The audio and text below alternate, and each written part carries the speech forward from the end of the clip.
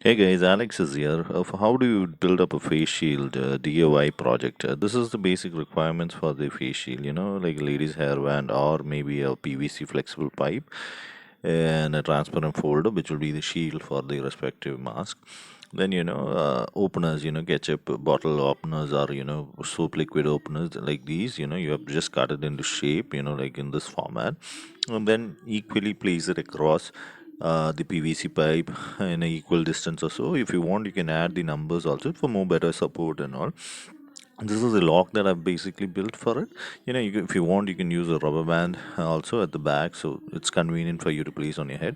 The advantage of this is that you can buy the face shield from the stationery, and then since this is an opener type of bottle like this, you can basically see you can keep on removing or replacing the folder sheet as and when required. See, as I place a punch, I'll be just placing this on the respective bottle opener like this, and once I close the lid, it's intact and safe and locked. You just have to just repeat this procedure for the remaining other two as done like this, and then it's uniform and your face shield is almost ready.